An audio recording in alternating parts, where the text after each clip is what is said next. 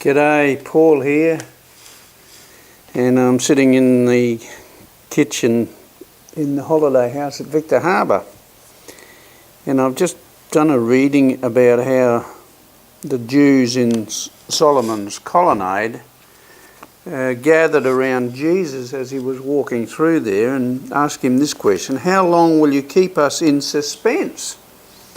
If you are the Messiah, tell us plainly. They almost wanted it up in neon lights. Jesus answered them. He said, I did tell you, but you do not believe. The works I do in my Father's name testify about me, but you do not believe because you're not my sheep. And then, looking at further on in John, when Jesus appeared to his disciples, particularly Thomas, also known as Didymus, one of the disciples, was not with the disciples when Jesus came. So the others told him, we've seen the Lord. But he said, unless I see the nail marks in his hand and put my fingers where the nails were, put my hand in his side, I will not believe. He wanted to see it plainly that he'd risen from the dead.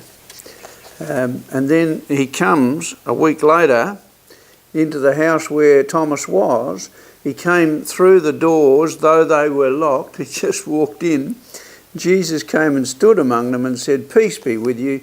Then he said to Thomas, put your fingers here, see my hands. Reach out your hand and put it into my side, and stop doubting and believe.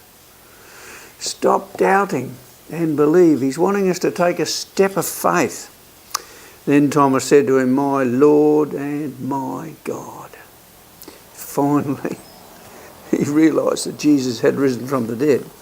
And then Jesus told him, he said, because you've seen me, you have believed. Blessed are those who have not seen and yet have believed. So he's saying those who have not seen me and still believe, they've taken that step of faith and believed after hearing the word, they will be blessed.